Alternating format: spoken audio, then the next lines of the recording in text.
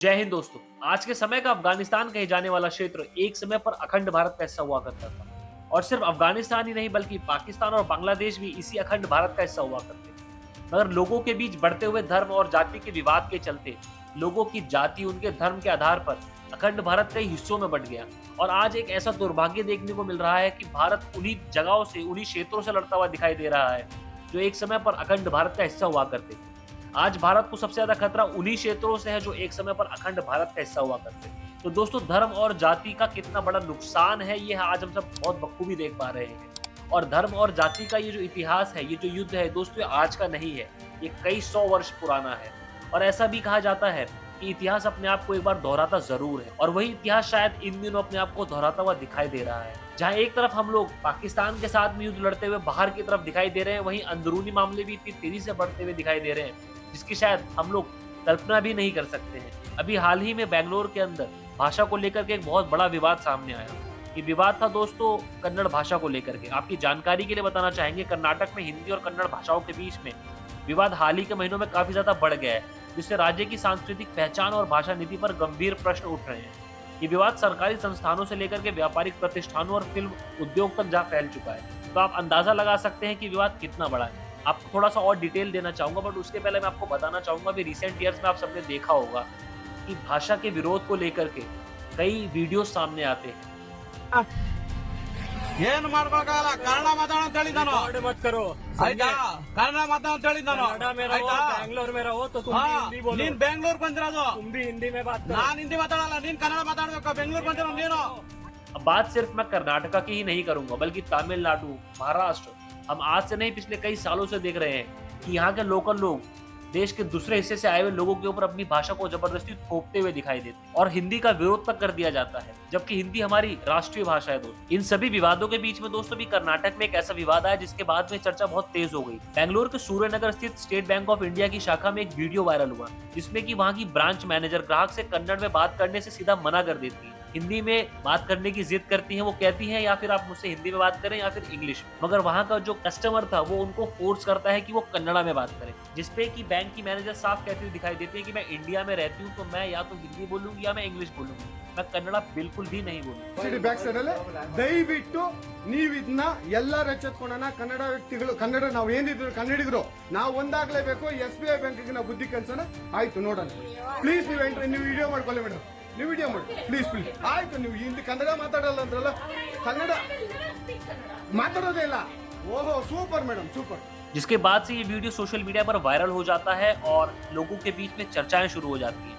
इस घटना ने कन्नड़ समर्थक संगठनों के राजनीतिक नेताओं को और आम जनता में एक आक्रोश सा पैदा कर दिया है।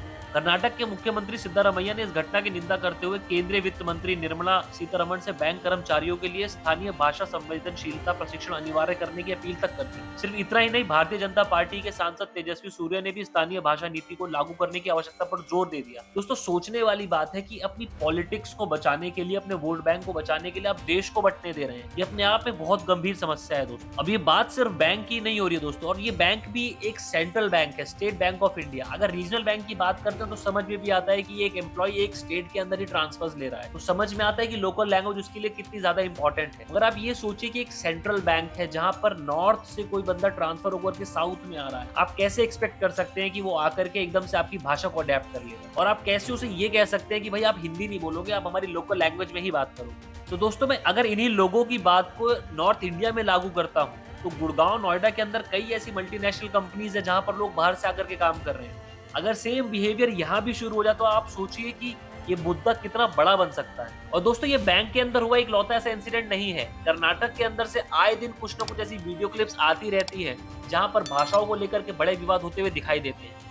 आपकी जानकारी के लिए बताना चाहूंगा कि दिसंबर 2023 में बैंगलोर महानगर पालिका ने एक आदेश जारी किया जिसमें दुकानदारों को अपने साइन बोर्ड पर कम से कम 60% कन्नड़ भाषा का उपयोग करने का निर्देश दिया। 28 फरवरी 2024 तक इस आदेश का पालन नहीं करने पर लाइसेंस रद्द करने तक की चेतावनी दे दी। अब आप अंदाजा लगा सकते हैं कि कैसे भाषा को थोपा जा रहा है। इस आदेश के बाद में कर्नाटक रक्षणा वेदिके जैसे कन्नड़ समर्थक संगठनों ने बैंगलोर में विरोध प्रदर्शन किए, जिसमें साइन बोर्ड पर कालिक पोतने और तोड़फोड़ की घटनाएं भी शामिल। हालांकि कर्नाटक के राज्यपाल ने इस आदेश को विधानसभा में पेश करने की सलाह दी, जिससे राज्य सरकार को विधायी प्रक्रिया से गुजरने की आवश्यकता पड़ी। फरवरी 2024 में राज्य सरकार ने इसी आदेश को विधानसभा में पेश किया और कानून के रूप में पारित कर दिया गया। हालांकि बाद में कर्नाटक हाईकोर्ट ने इस कानून के तहत व्यापारिक प्रतिष्ठानों को सील करने के आदेश को असंवैधानिक बताते हुए स्थगित कर दिया। और दोस्तों इस तरह के जो विवाद है वो अधिकतर आपको साउथ में ही देखने को मिलेंगे, फिर वो चाहे कर्नाटक हो, तमिलनाडु हो या फिर महाराष्ट्र। आपकी जानकारी के लिए बताऊंगा कि ये सिर्फ और सिर्फ मार्केट, बैंक, कॉर्पोरेट सेक्टर तक ही नहीं बल्कि ये फिल्म उद्योग में भी इस भाषा को लेकर के काफी विवाद देखने को मिला भी हाल ही। जो फेमस बॉलीवुड स्टार अजय देवगन है और साउथ के स्टार किच्चा सुदीप के बीच में सोशल मीडिया पर बहस हुई और वो पूरा का पूरी बहस जो थी वो भाषा के विवाद को लेकर के थी। सुदीप ने हिंदी को राष्ट्रीय भाषा मानने से इनकार करते हुए कहा कि दक्षिण भारतीय फिल्मों की सफलता ने इस धारणा को चुनौती दी है। वहीं अजय देवगन ने पलटवार करते हुए कहा कि यदि हिंदी राष्ट्रीय भाषा नहीं है तो दक्षिण भारतीय फिल्में हिंदी में क्यों डब की जाती। कर्नाटक के मुख्यमंत्री बसवराज बोम्मई ने सुदीप के पक्ष में बयान दिया, ये कहते हुए कि क्षेत्रीय भाषाएं महत्वपूर्ण है, राज्य अपनी क्षेत्रीय भाषा का पालन करती है। अब यहाँ पर दोस्तों बहुत चीज इंपॉर्टेंट देखने वाली ये है,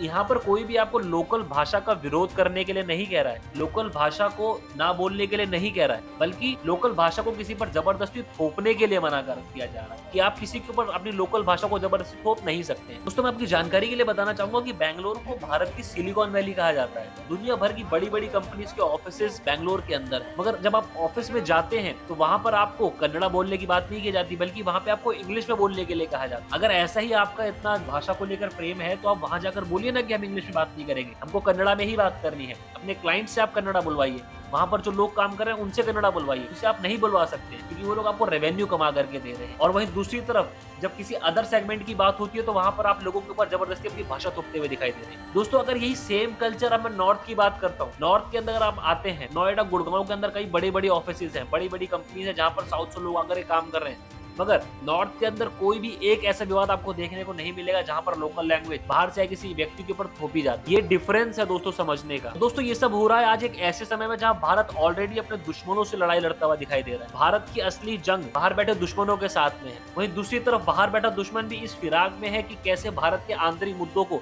हम लोग मुद्दा बना करके हाईलाइट करने के बाद में उसका बेनिफिट ले सकते हैं, उसका फायदा उठा सकते हैं भारत के अगेंस्ट। इस तरह का इंसिडेंट सिर्फ कर्नाटका में ही नहीं बल्कि पिछले कुछ सालों के अंदर तमिलनाडु में भी ऐसे कई सारे इंसिडेंट देखने को मिले। यहाँ तक कि तमिलनाडु के मुख्यमंत्री ने कुछ समय पहले भारत के प्रधानमंत्री श्री नरेंद्र मोदी जी को ये तक लिख दिया चिट्ठी में कि तमिलनाडु के अंदर हिंदी दिवस अब नहीं मनाया जाना चाहिए क्योंकि तमिलनाडु के अंदर हिंदी कोई बोलता नहीं है और हिंदी भाषा का वहाँ कोई अस्तित्व ही नहीं है, इसलिए हिंदी दिवस को नहीं मनाया जाना चाहिए। आप सोचिए किस तरह का माइंडसेट है ये। आपकी नेशनल लैंग्वेज है जो कि आप अपने स्टेट में सेलिब्रेट नहीं होना देना। सबसे बड़ी इंपॉर्टेंट चीज यहाँ देखने वाली ये कि दोस्तों इस तरह की चीजों को जो हवा देते हैं वो हमारे लोकल लीडर्स ही हैं। ये वो लोग हैं जो देश को अंदर से खोखला कर रहे हैं बिना इस बात को जाने, बिना इस बात को समझे कि आने वाले समय में इसके कितने बड़े कॉन्सिक्वेंसेस देखने को मिल सकते हैं। कश्मीर को लेकर के हम लोग ऑलरेडी जंग लड़ते हुए दिखाई दे रहे हैं। खालिस्तानी मूवमेंट भी देश के अंदर बहुत तेजी से बढ़ता हुआ जा रहा है। आप ये चीज समझिए कि जो बाहर बैठा दुश्मन है उसका सिर्फ और सिर्फ हथियार देश के आंतरिक मुद्दे ही हैं।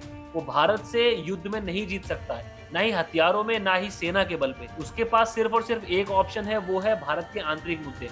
और इन्हीं आंतरिक मुद्दों को हथियार बना करके वो भारत के खिलाफ इस्तेमाल करना चाहते और हम लोग उनको ये मुद्दे दे रहे हैं। आप देखिए जिस बीच अभी भारत और पाकिस्तान का युद्ध हुआ, देश के अंदर बैठे लोगों ने जासूसी करते हुए कितनी ज्यादा कोशिश करी दुश्मनों को मदद करने की। यहाँ देश के अंदर हम लोग कन्नड़, तमिल, तेलुगु, मलयालम, हिंदी, पंजाबी इन भाषाओं को लेकर के लड़ रहे हैं, मगर पहलगाम के अंदर आपसे भाषा कोई नहीं पूछता, वहाँ पे आपका धर्म देख करके आपको गोली मार दी जा रही है। अब इतना बड़ा इंसिडेंट होने के बाद भी अगर आप लोगों की आंखें नहीं खुल रही है तो दोस्तों ये बहुत बड़ा दुर्भाग्य है देश। आज देश को एक साथ खड़े होने की आवश्यकता है। अगर कोई दूसरे क्षेत्र से आकर के आपके क्षेत्र में काम कर रहा है तो आपको स्वागत करना चाहिए, अतिथि सत्कार करना चाहिए। देश के अंदर एक चीज कही जाती है हमारे कल्चर में, अतिथि देवो भव, मगर हम अतिथि देवो भव का अर्थ शायद पूरी तरीके से भूल चुके हैं और हम लोग का फोकस सिर्फ अपनी लोकल भाषा को थोपने का है लोगों। हमारी एकता ही हमारी ताकत। और दोस्तों अभी कुछ समय पहले एक मूवी आई थी चक दे इंडिया, जिसमें शाहरुख खान ने एक डायलॉग कहा था कि मुझे ना ही किसी स्टेट का नाम सुनाई देता है, ना ही किसी स्टेट का नाम दिखाई देता है, मुझे सिर्फ एक नाम सुनाई देता है और वो है इंडिया। बात में दोस्तों बहुत दम है, इस बात के मायने बहुत ज्यादा बड़े हैं। हम सभी को इस चीज को समझने की जरूरत, और वो भी एक ऐसे समय के अंदर दोस्तों ऐसे हालात बन रहे हैं जहाँ देश